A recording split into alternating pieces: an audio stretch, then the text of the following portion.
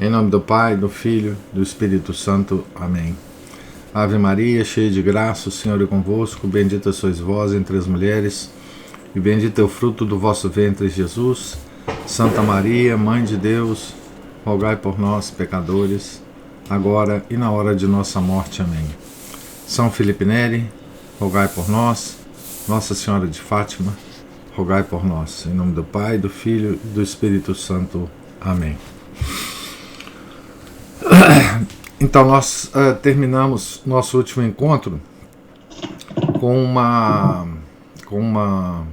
observação, né, sobre a última frase do Henri Guéon, né, na sua biografia de São João Bosco, sobre uma época de liberalismo, de ceticismo e de ateísmo obstinados, caracterizando a época em que exatamente o São João Bosco fazia sua grande obra, né? E vimos o início, as primeiras construções, etc. E aqui nós vamos entrar no capítulo, na seção 3 do terceiro capítulo, e ele vai dar alguns detalhes sobre isso, né? O movimento de Risorgimento estava no auge. A Itália, tanto tempo dividida, sentia renascer uma alma comum. As ideias modernas transpuseram os Alpes. A Revolução Francesa e as campanhas de Napoleão provocaram e espalharam em todos os povos da Europa a mística democrática da liberdade a qualquer preço. Liberdade do indivíduo, liberdade da nação e, por consequência, rebelião contra todas as tiranias, entre aspas. Os poderes estabelecidos. O que eram tiranias, né, para esses revolucionários? Os poderes estabelecidos, os quadros tradicionais, os dogmas revelados. Então era disso que o homem, nessa época, procurava se libertar, né? Então, os ventos da Revolução Francesa finalmente sopravam, né, na Itália. A tirania, entre aspas, mais diretamente visada era da Igreja Romana.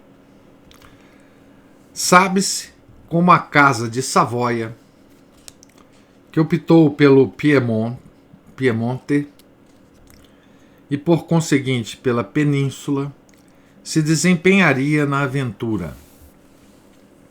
Mesmo quando se subordinasse ao Papa, não repudiaria jamais suas convicções. O duplo reinado de Carlos Alberto e Vítor Emanuel II despertou as liberdades italianas, que obtiveram sua carta de alforria. Turim obteve sua Constituição. Então, está dizendo aqui a respeito da região de Turim, que é o Piemonte, né? A primeira guerra de independência contra a Áustria, bem começada e mal acabada, suscitou no povo uma exaltação guerreira com a qual o clero muito sofreu. A febre atingiu até os seminários e quase fez ruir a obra de Dom Bosco. Para reunir seus belicosos pupilos, teve de consentir por algum tempo, era o tempo do hangar Pinardi, da capelinha, né, no hangar, em dar-lhes como monitor um antigo Bersaglieri, que havia feito a campanha de 1848. Bersaglieri é soldado, atirador. E os meninos, ao brincar de guerra, descarregavam a sua fúria. Olha a estratégia, né? Estava todo mundo tão exaltado que os meninos dele também estavam exaltados, né? Então ele arrumou um soldado, um antigo soldado, para enfim, ficar lá com os meninos, né? Afora essa concessão, pois a presença de um grande perigo fê-lo perder a prudência, Dom Bosco recusava-se sempre imiscuir-se nas hostilidades partidárias. Estas passam, a Igreja perdura. Fazia questão de manter-se no plano espiritual. Mas quando este estava ameaçado, diretamente ou por subterfúgios, mobilizava todas as suas reservas, palavra, pena, punhos, e o apóstolo ofendido transformava-se em lutador. Então aqui a gente tem um pouco do espírito da época, né? Aqui muito mais diretamente na biografia do São João Bosco do que, por exemplo, na biografia do Santo Curadares, né? Que nós lemos. O Santo Curadares, digamos assim, ele passou a vida mais longe dessas coisas, né? Dessas agitações, né?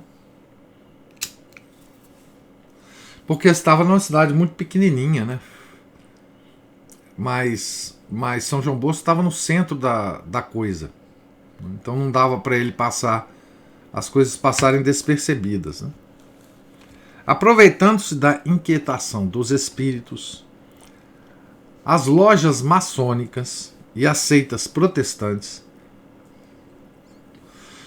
especialmente a dos valdenses, esforçavam-se por corromper e aterrorizar em nome da liberdade e do progresso, da necessidade da nação, esse povo piamontês, sadio, ponderado, crente e ligado por todas as fibras à religião dos seus antepassados. Então, lojas maçônicas e seitas protestantes. Sempre foram essas as forças por trás, né, do liberalismo, tá certo? Do século XIX, principalmente. Então, em todo o mundo, inclusive no Brasil, né? Inclusive no Brasil.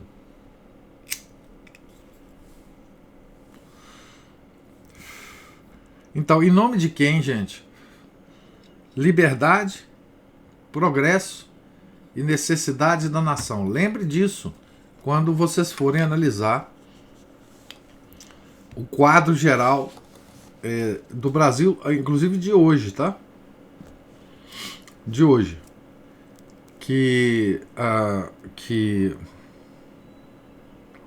a direita brasileira ela levanta exatamente essas bandeiras, tá?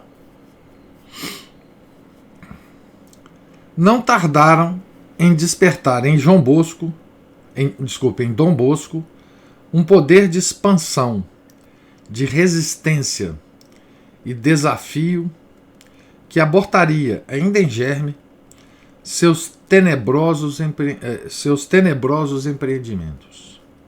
A luta iniciou-se e o diabo tomou parte. O céu também. Então, a obra de Dom Bosco que ele fez, né, seria tão extraordinária, mesmo que não houvesse nada dessas resistências externas, tá certo? Mas se torna mais extraordinário ainda por causa dessas forças, por causa do tempo em que ele realizou essa obra. E aqui nós vamos ver, né, um santo no olho do furacão político, no olho do furacão da Revolução Francesa, que não nos deixou até hoje, né? A Revolução Francesa, ela é presente no nosso tempo, talvez mais do que no tempo revolucionário. Nós inventamos outros nomes para as coisas hoje, mas por trás de tudo está a Revolução Francesa. Tudo. Por isso que é tão importante o estudo dessa revolução, né? Para nós hoje. Então nós vamos ver como é que um santo, né, vive o tempo dele, né? Esse tempo. Não bastava pregar.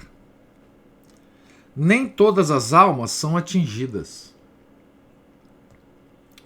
Para 1 ou 2 milhares de garotos que se agrupavam ou se agrupariam em seus 3 patronatos do domingo, primeiro oratório, São Luís Gonzaga e o Anjo da Guarda, os 3 oratórios do São João Bosco,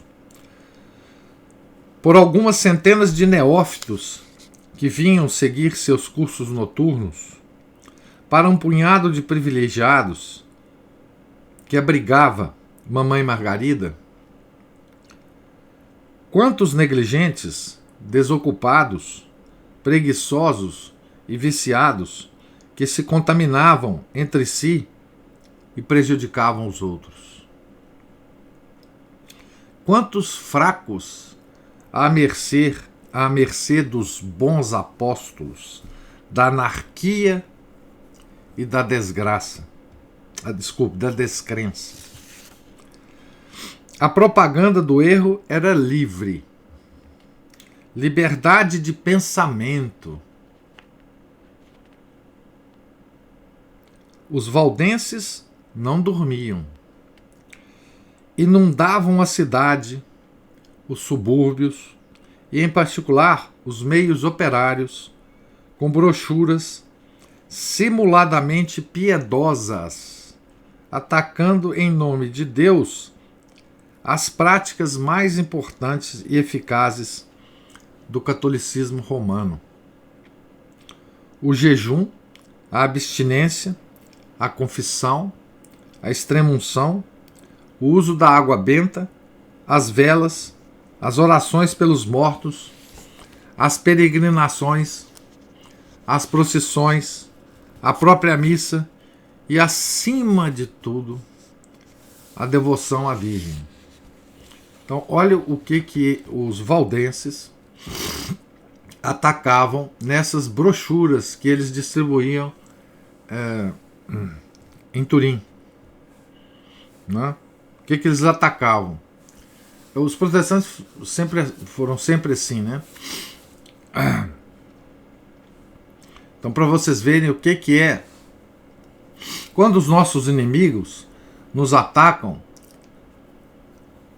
é aí que a gente descobre o que é importante na nossa religião, se a gente ainda não sabe, né? Porque os nossos inimigos sabem muito mais do que a gente o que é importante na nossa religião. Então, o que eles atacavam? Né? Vou ler de novo. O jejum, a penitência, a confissão, a extrema-unção, o uso da água benta, os sacramentais, né? Das velas, as orações pelos mortos, as peregrinações, as procissões, a própria missa e, acima de tudo, a devoção à Virgem. Queriam eliminar as imagens e as relíquias. Queriam casar os padres e fechar os conventos. Negavam o purgatório. Só admitiam como sacramentos o batismo e a comunhão. A comunhão sem a confissão, tá certo? Uma comunhão simbólica, portanto, né? Mas afirmavam ser possível salvar-se sem eles. Era só um símbolo, um costume, né? Uma vez que seu valor é nulo e meramente simbólico.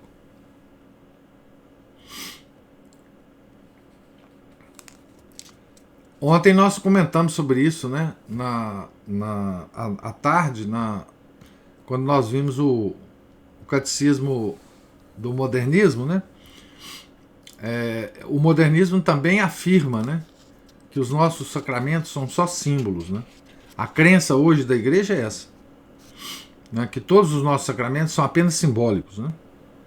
Então isso já é uma coisa protestante antiga, né?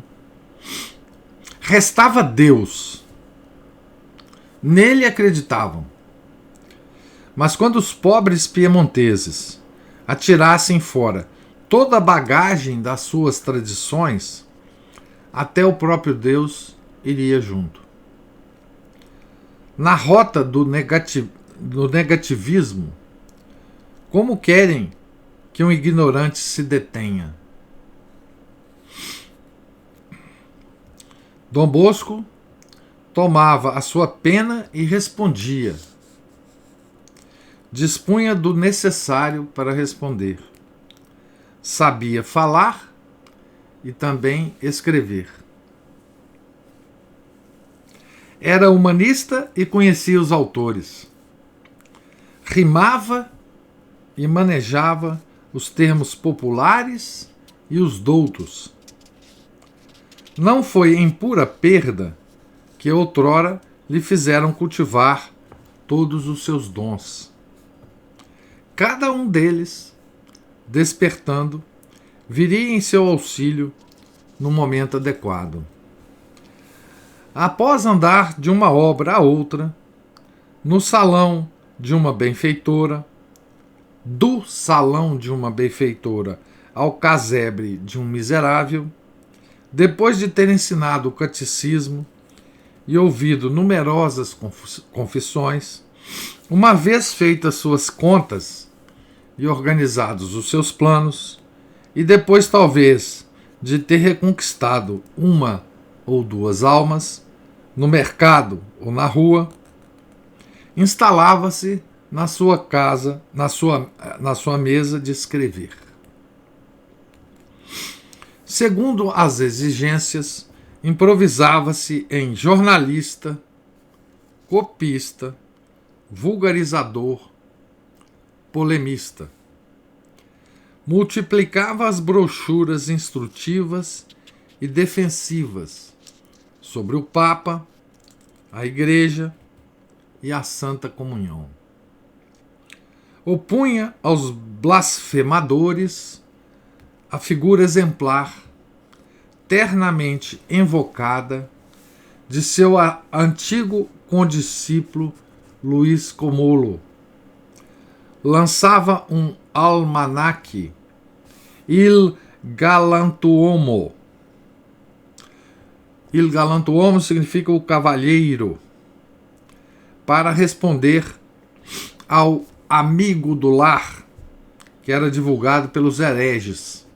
Olha o nome da publicação dos hereges, né, dos protestantes. Amigo do lar. Quando a gente fala hoje, né, os hereges protestantes, isso hoje soa tão estranho, né, porque hoje a cultura geral do país, entre os católicos, né, é que os protestantes não são hereges, né? São nossos irmãos, os tais irmãos separados, né? Mas são hereges, né? Os protestantes são hereges. Mas hoje tem tanta confusão a esse respeito, né? Inclusive do ponto de vista político, né, a gente vê que existe uma associação muito fraternal e íntima entre católicos e protestantes nesse ambiente político, né? Tá certo? Tem isso também, né? O termo cristão hoje em dia é esquisito demais, né? Então, somos todos cristãos, em defesa do cristianismo, essa baboseira que se fala, né? Nós temos que defender o catolicismo, né? Esse negócio de cristianismo, o Belo que dizia, né? Esse negócio de cristianismo não existe. Existe a igreja e seus inimigos. Então, quando a gente fala herege protestante, a nossa sensibilidade, né, atual sente uma certa repugnância, né? Pô, coitado dos protestantes, são nossos irmãos, coitado. São hereges. Então, ele criou, né, uma publicação, uma revista, um folheto chamado Il Galantuomo, para se opor ao tal amigo do lar. Misturava a matéria comum desse gênero de trabalho com boas palavras, adivinhações, ensinamentos diversos que emocionavam. Escreveria uma história da Itália, uma história da Igreja, uma história santa, contos e comédias para as crianças e até um sistema médico. Tudo isso, é claro, familiar, agradável e nada enfadonho. Essa história da Igreja do São João Bosco, uma história curtinha, tem ela em português, publicada por uma editora que agora eu já não sei mais qual é. Eu tenho ela aqui. Deveria atingir sua finalidade por ser distribuído gratuitamente. Assim se formou a coleção das denominadas leituras católicas, tão viva e variada, que foi admitida obrigatoriamente nos estabelecimentos de ensino oficial. Então eles adotaram, né, esse material como material de ensino. Enquanto isso, atacava no ponto vital o monstro, combatendo-o, eliminando-o, e não só por escritos. Dom Bosco não temia enfrentar o adversário, sabendo que um antigo aluno do patronato, desviado pela seita, estava em perigo de morte. Dirigiu-se à sua casa, onde um pastor valdense mantinha a guarda. Dom Bosco docemente o afastou e conseguiu, apesar dos empecilhos, ver o moribundo. Aí a Maria Cristina colocou aí um link da história da eclesiástica, tá? Compêndio de História Eclesiástica, onde vocês podem, se vocês não tiverem, adquirir esse livro. Então ele foi lá ver o moribundo porque estava morto para a vida eterna, né? Meu Pedrinho, é você? Dom Bosco, Dom Bosco. Arrependes-te? Arrependes-te? Perguntou, né? Retira-te, bradou o pastor. Pretendo permanecer e começo por me assentar. São João Bosco disse, né? Não sabe com quem está falando. Sei sim, senhor. Sou Amadeu Berti, o ministro Valdez. Eu sou Dom Bosco, o diretor do patronato São Francisco de Sales. Que queres com esse rapaz? Simplesmente salvar a sua alma. Ele atualmente é dos nossos, mas era dos meus outrora. Entretanto, ele próprio escolherá. Não forçarei sua consciência. O pastor não pôde recusar este apelo à liberdade de pensamento. Engraçado isso, né? Responde, que escolhes? Perguntou o santo. Ó Senhor, o Senhor Dom Bosco. Nasci católico e, como católico, quero morrer. Respondeu o agonizante no impulso. O São João Bosco aqui usou exatamente a arma dos liberais, né? Como diz o Samuel aí. Não, eu vou respeitar a liberdade de consciência do Pedrinho. E aí não tem mais, né, com relação a isso, os liberais não podem se opor, né? Ó Senhor Dom Bosco, né? Nasci católico e, como católico, quero morrer. Respondeu o agonizante no impulso. O pastor pôs o chapéu e saiu. São derrotas como esta que ninguém perdoa. Era preciso abater tão grande zelo e apelaram para homens de força. Os liberais são muito bonzinhos, não é?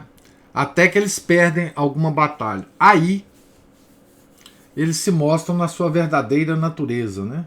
Nós vamos ver na história do São João Bosco como é que eles agem, esses tais liberais, com que liberalidade, né, eles agem, né? Os hereges não faltavam e tinham ao seu lado a mais baixa escória. Em todos os tempos, os liberais usam da mais baixa escória. Tá? Eles falam que é o comunista que usa isso. Hoje existe uma certa tendência à interpretação de que os comunistas é que usam a mais baixa escória da sociedade, né? Os drogados, os desocupados, né? Porque de fato os comunistas escreveram sobre isso, né? Mas isso os liberais já sabiam fazer antes de escrever, tá certo? Eles usam o tal Lupenproletariat. O Lupenproletariado, né? E os desocupados, os criminosos, enfim, não é? Para usá-los como massa de manobra, né? Eles falam que isso, hoje em dia é muito comum fazer essa análise, né? Que são os comunistas que usam esse pessoal, né? Tá certo? Mas os liberais usavam isso muito antes de existir a palavra comunista, né? Mas é óbvio que o comunismo veio do liberalismo. Quem estuda um pouquinho sabe disso, né? E nós vamos ver exatamente isso aqui, o que hoje existe, né? De associação entre o comunismo e a bandidagem. Isso é coisa velha feito à serra, tá certo?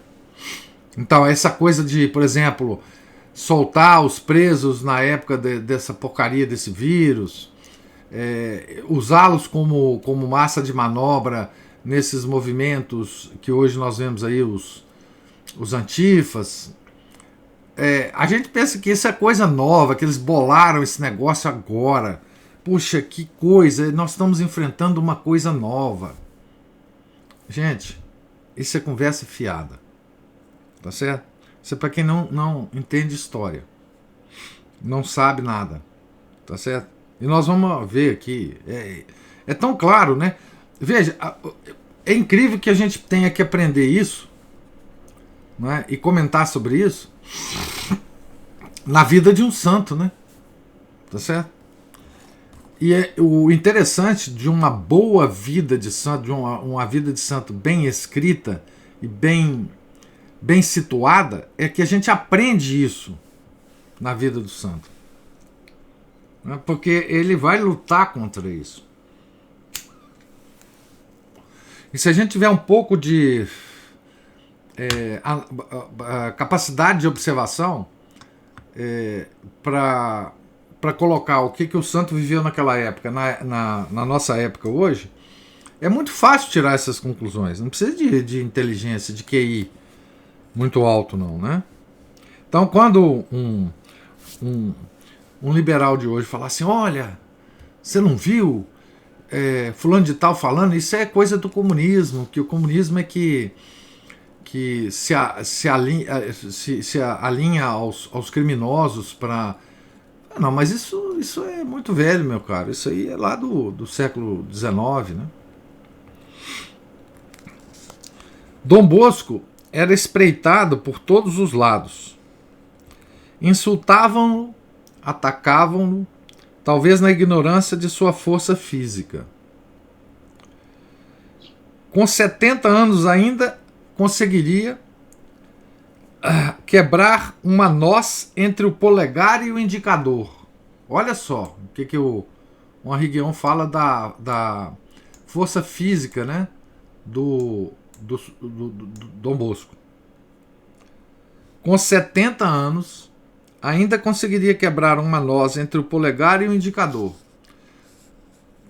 Então vocês aí, que não têm 70 anos ainda, tentem fazer isso, tá? Como ele lutava corajosamente com os agressores, estes voltavam sempre em maior número. Para a sua guarda pessoal, teve de recorrer aos mais robustos de seus rapazes. Então, o São João Bosco montou também uma guarda pessoal, né? Tá certo? Aumentavam as dificuldades. Um desconhecido o alvejou pela janela da capela, e por um triz a bala não o atingiu, mas rasgou-lhe a manga da batina. Outro dia, chamaram Dom Bosco para assistir a um moribundo no subúrbio, e antes de conduzi-lo até o quarto, ofereceram-lhe um copo de vinho d'Asti. É verdade que ele não era orgulhoso e engoliria qualquer coisa para salvar uma alma. No entanto, desconfiou e apenas provou. Ficaram furiosos e quiseram obrigá-lo a tomar. Mas o santo chamou os rapazes que guardavam a porta. Este rapaz beberá em meu lugar, diz mostrando um deles. Não, ele não. Estou compreendendo. É a mim que querem envenenar. Felicidades para a próxima vez. Adeus.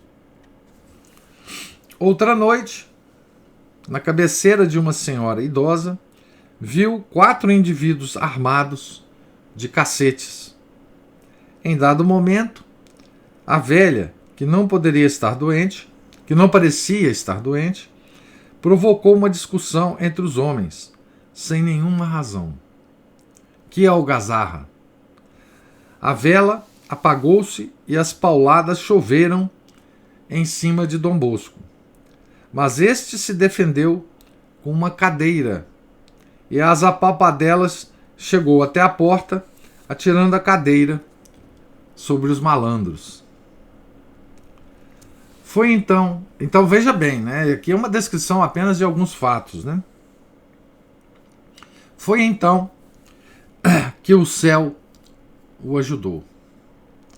Nesta noite de outono de 1852, Dom Bosco dirigiu-se para casa, atravessando o terreno mais acidentado e deserto da cidade. Desta vez estava só, mas percebeu que era seguido. Era um cão. Essa história do cão é impressionante. Era um cão, um grande cão, que mais parecia um lobo. Um tanto inquieto, ele o chamou.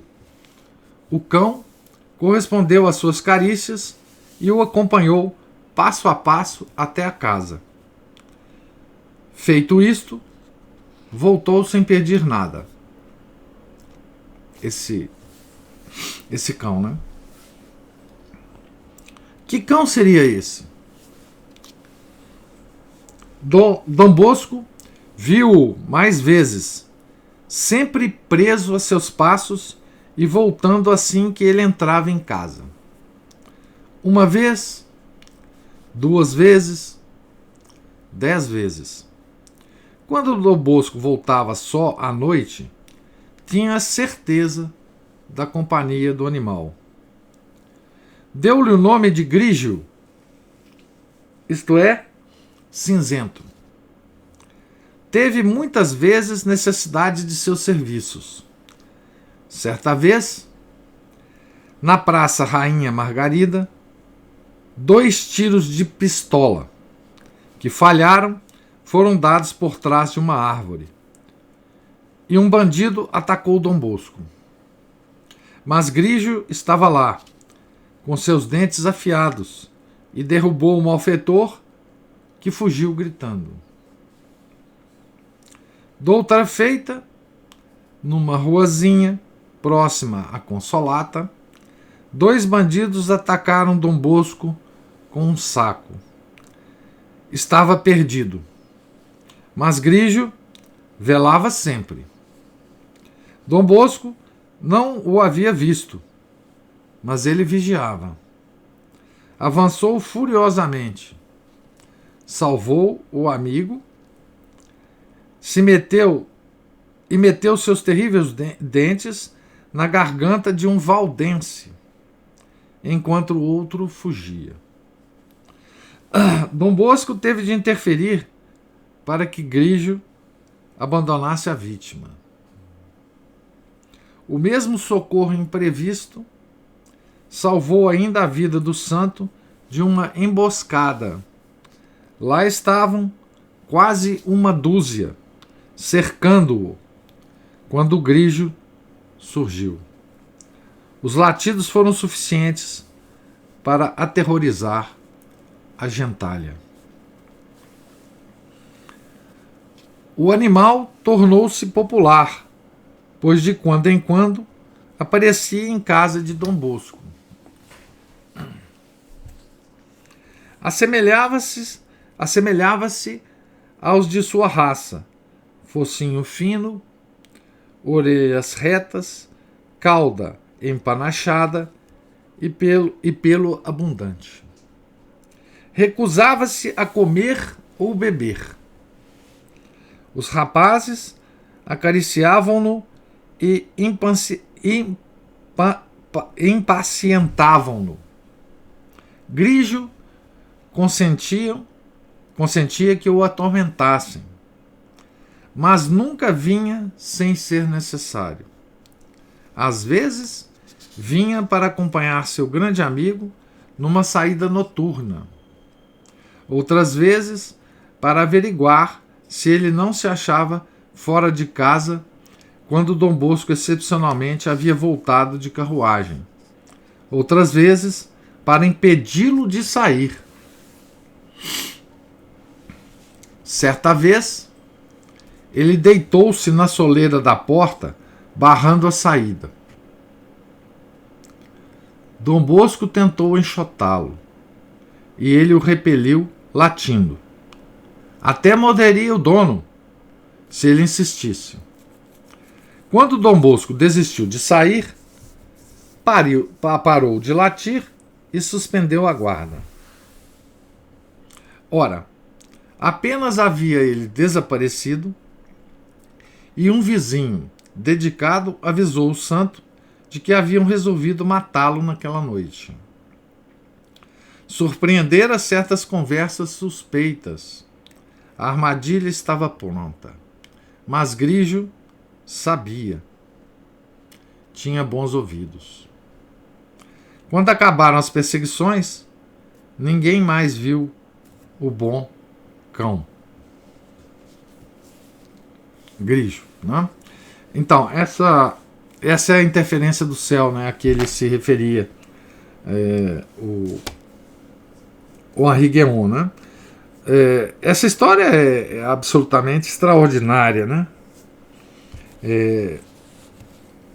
Talvez única na vida de Santos, né?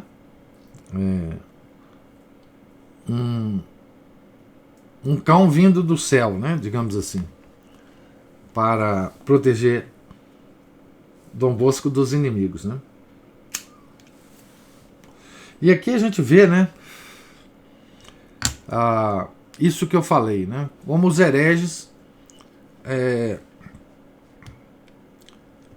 articulam, né, a escória da sociedade para abater os inimigos, né? Todos esses, né, que atacaram Dom Bosco eram bandidos, né? Eram bandidos. Não eram sequer protestantes, provavelmente não eram nem valdenses, né? Eram sim dirigidos pelos valdenses, né? Mas eram simplesmente bandidos, tá? Que hoje são usados para a mesmíssima coisa, né? São usados hoje em escala industrial, né? Hoje a bandidagem é usada para atacar tudo e todos, né? Movidos pelos inimigos da humanidade, né? O que hoje há de diferente, de fato é diferente, né? É a escala com que a bandidagem é usada, tá certo? É a escala com que isso está acontecendo no mundo hoje. É no mundo, em todo o mundo, né?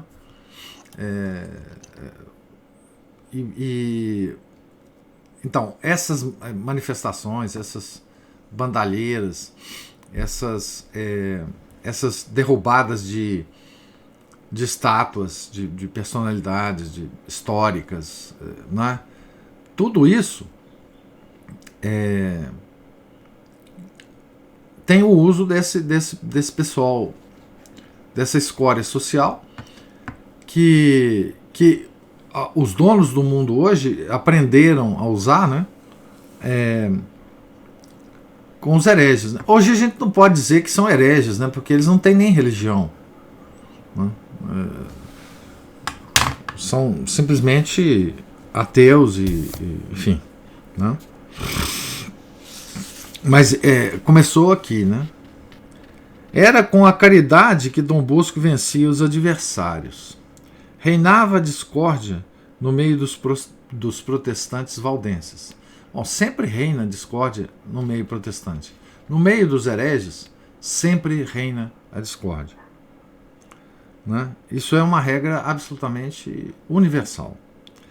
Queriam compor um catecismo diferente, resumindo a doutrina, mas cada qual o entendia a seu modo. Claro,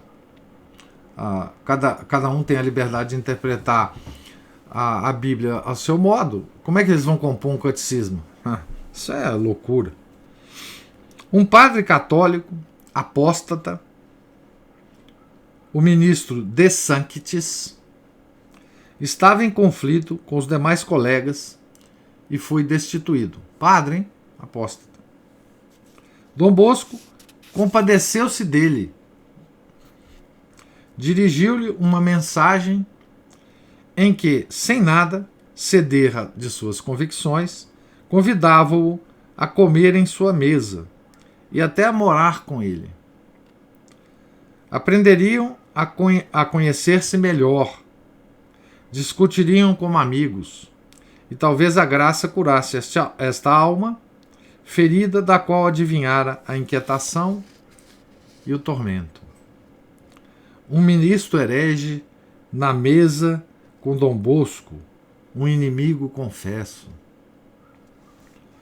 Poderia ir tão longe o espírito de perdão e de amor? Só os santos possuem essa coragem. O ministro valdense, comovido, contentou-se em ir visitar Dom Bosco. Se este não conseguiu convertê-lo, teve seu gesto tal resultado sobre os dirigentes da seita que estes deram a ordem a todos os sicários de respeitar no futuro a pessoa de Dom Bosco. Já não era necessária a proteção de Grígio. 10 anos mais tarde, Dom Bosco encontrava-se no campo, com destino à fazenda dos Moglia, a fazenda na qual ele ficou lá durante 2 anos, né, antes de ir para Turim, né, a fazenda dos Moglia.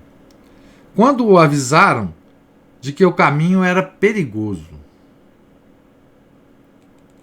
Ah, se eu tivesse meu Grígio! Exclamou. Caiu a noite e um cão correu ao seu encontro, dando pulos e pulos de contentamento. Era ele.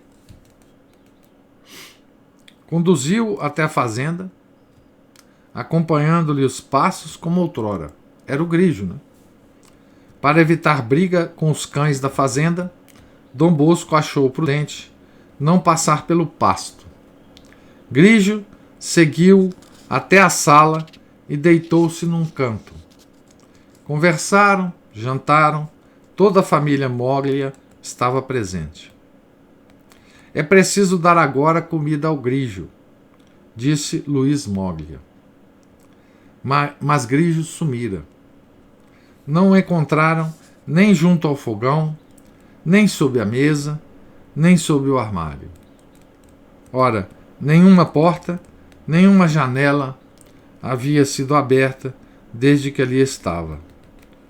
Tinha-se evaporado. Em 1883, o cão milagroso apareceu em Bordighera para guiar Dom Bosco, que se havia extraviado no caminho. E foi só. Aí terminou a história do cão. A providência pode servir-se de um cachorro. Um anjo pode dispor dos recursos necessários para isso. O mínimo que podemos afirmar é que o animal farejava a santidade, defendendo-a ardentemente. Mas além desses milagres, Deus fez ainda muitos outros para o pai dos salesianos. E este não nos deve surpreender. E esse não nos deve surpreender. Esse que acabou de ser contado, né? Por acaso o santo não multiplicou os pães e ressuscitou um morto? Um dia, os 300 escolares do oratório estavam em fila para receber o pão. Deviam ao padeiro 12.000 francos e este exigia o pagamento. Traga-me os pães que restam, disse Dom Bosco. 15 panhotes, nem mais um. Contaram, mas não se importaram. Que problema havia nisso? e Dom Bosco começou a distribuição sem se apressar. Todas as vezes, sua mão apanhava no fundo da cesta um pãozinho que o bom Deus dava a seus pobres. Desta vez, 15, 20 e 100 vezes. 10 vezes, 15, 20 e 100 vezes. Na 300ª vez, a cesta ainda não estava vazia. Lá estavam os 15 primeiros pãezinhos. Deus só remediou a situação. O jovem Delmaso, que assistiu ao prodígio, foi ele quem no-lo contou. Continuou no oratório que pretendia abandonar, tornar-se-ia o modelo dos salesianos. Um dos meninos, né? Multiplicação de avelãs. Multiplicação de hóstias consagradas. Que faltaria? Carlinhos acabava de morrer. Seus pais, desolados, comunicaram sua agonia a Dom Bosco. Porém, muito tarde. Como Jesus, ele respondeu: não, seu filho só está adormecido. Deixaram-no só com o cadáver. Carlos, levanta-te. Rasgou a mortalha. O menino abriu os olhos. Ah, é o senhor, Dom Bosco? Há quanto tempo que eu chamo? Tinha medo de ir para o inferno, por um pecado que nunca confessei. Só ao senhor eu diria. Mas então uma linda dama expulsou os demônios, dizendo: deixem-no tranquilo, ainda não está sendo julgado. Soltaram-me e o senhor veio. Confessou o pecado e viveu mais 2 horas. Preferes ficar na terra ou ir para o paraíso? Perguntou o santo. Oh, o paraíso, Dom Bosco. Adeus então, meu filho. O que lhe custou o dom dos milagres? Dom Bosco confessaria mais tarde a um confidente. Então, começamos com Dom Bosco, né? Lutando com os liberais da época, né? Os protestantes, a maçonaria, etc. E acabamos bem, né, essa sessão com uma sessão de milagres, né? Como bem acontece, né, na vida dos santos, né? Então nós terminamos aqui a nossa leitura de hoje na página 122, no início da seção 4 aqui do capítulo, tá certo?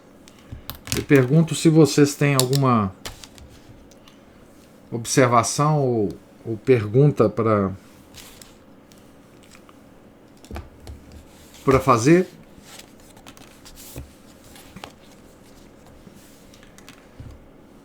Então, Deus lhes pague pela paciência aí de me ouvir. Tenham todos um santo dia e amanhã a gente se encontra aqui, ok? Em nome do Pai, do Filho e do Espírito Santo. Amém. Ave Maria, cheia de graça, o Senhor é convosco. Bendita sois vós entre as mulheres e bendito é o fruto do vosso ventre, Jesus. Santa Maria, Mãe de Deus, rogai por nós, pecadores, agora e na hora de nossa morte. Amém. São João Bosco, rogai por nós. São Felipe Neri, rogai por nós. Nossa Senhora de Fátima, rogai por nós. Em nome do Pai, do Filho e do Espírito Santo. Amém.